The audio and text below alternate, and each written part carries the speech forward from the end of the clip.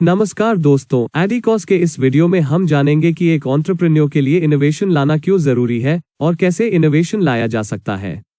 तो चलिए शुरू करते हैं।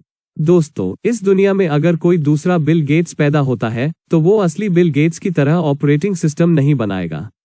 अगले लैरी पेज और सर्जी ब्रिन सर्च इंजन पे काम नहीं करेंगे और अगला मार्क जकरबर्ग सोशल नेटवर्क नहीं बनाएगा। तो अगर आप इनकी नकल कर रहे हैं तो आप शायद कुछ बहुत बड़ा नहीं कर पाएंगे, क्योंकि ये ऐसा ही है कि आप एक ऐसी चीज में कुछ नया जोड़ने की कोशिश कर रहे हैं जो सबको पहले से ही पता है। देखिए दोस्तों, किसी दूसरे का परछाई बनने से अच्छा है आप खुद की पहचान बनाएं, क्योंकि अगर आप दूसरों की नकल करके सक्सेसफुल हो भी गए तब लोग कहेंगे कि अच्छा, इसने ऐसा क्या कर लिया, इसने जो बिजनेस किया वो तो ऑलरेडी ट्राइड एंड टेस्टेड है, तो कोई भी कर सकता था।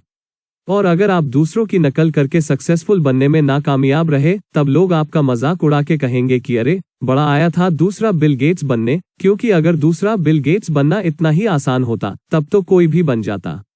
तो अगर आप इनसे सिर्फ इंस्पिरेशन लेने के लिए इनके काम से कुछ सीखने की कोशिश करते हैं तो वो तो आप बहुत अच्छा करते हैं, पर आप गलती तभी करेंगे अगर आपने सोच लिया मैं दूसरा बिल गेट्स या दूसरा मार्क जकरबर्ग बनूंगा। इस दुनिया में जिन लोगों ने इतिहास रचा है वो कभी किसी के कॉपी कैट्स नहीं रहे होंगे। हाँ, पर उनके रोल मॉडल्स जरूर थे जिनको वो मानकर चलते थे। हम सिर्फ एक बार जीते हैं और एक बार मरते हैं। ठीक उसी तरह बिजनेस में कोई भी इनोवेशन भी एक ही बार होता है, और अगर वही चीज कोई दूसरा करने की कोशिश करता है तो या तो उसको दूसरे जियोग्राफी में ऑपरेट करना होगा या फिर उसमें कोई नया वैल्यू ऐड करना होगा।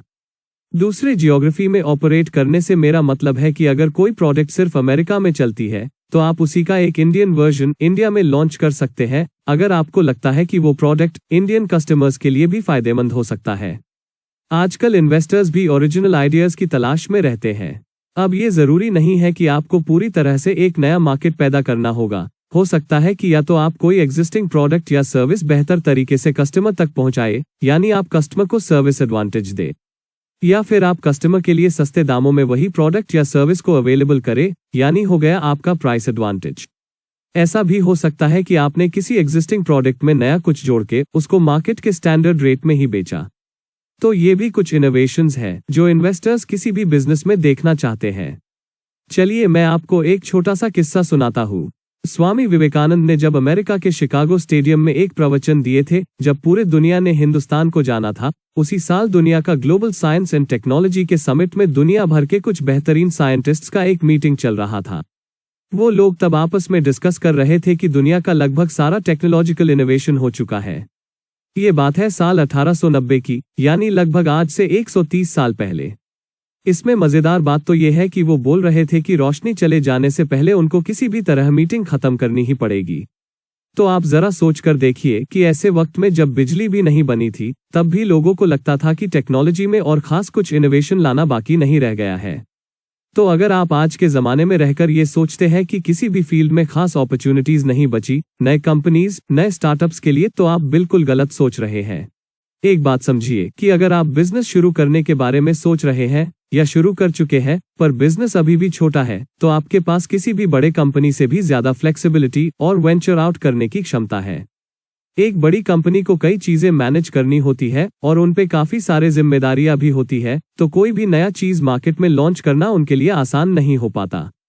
किसी नए मार्केट में एंटर करके अपने प्रोडक्ट को टेस्ट करना आपके लिए उनके मुकाबले काफी आसान होगा अगर आपकी उम्र कम है या आप अभी एक छोटे स्टेज पर है और आप पर किसी चीज की कोई खास जिम्मेदारी नहीं है, क्योंकि आपको अपने आइडिया को मार्केट में टेस्ट करने के लिए या लोगों से बात करने के लिए किसी को कोई जवाब नहीं देना है।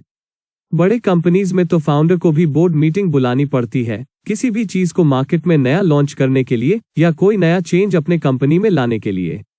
और रही बात फंड्स की, तो अगर आपके आइडिया में दम है तो आप इन्वेस्टर्स से प्रोटोटाइप बिल्ड करने के लिए या अपने पायलट बैच यानी शुरुआती प्रोडक्ट को प्रिपेयर करने के लिए उनसे छोटे अमाउंट्स की फंडिंग भी रेज कर सकते हैं। दोस्तों, इस दुनिया में कुछ भी मुश्किल नहीं होता। वैसे पहले के जमाने के एंटरप्रेन्योर्स को हमसे कई गुना ज्यादा मेहनत करने पड़ते थे, क्योंकि चारों तरफ अपॉर्चुनिटीज भी काफी कम हुआ करते थे। आजकल तो सब कुछ इतना आसान हो चुका है, बस आपको अपने आप को जमाने के हिसाब से अपडेट करते जाना है। अब देखिए ना, पहले के जमाने में तो एडिकॉस जैसा कोई कंपनी भी नहीं हुआ करता था जो आपको बिजनेस का इतना वैल्यूएबल कंटेंट इतनी आसान भाषा में समझा सके। तो हमारे ये फ्री वीडियोस का मजा उठाते रहिए, सीखते रहिए और सिखाते रहिए। तो दोस्तों, आज के लिए इतना ही। वीडियो को लाइक और शेयर करके हमारा उत्साह बढ़ाइए और चैनल को सब्सक्राइब जरूर कीजिएगा।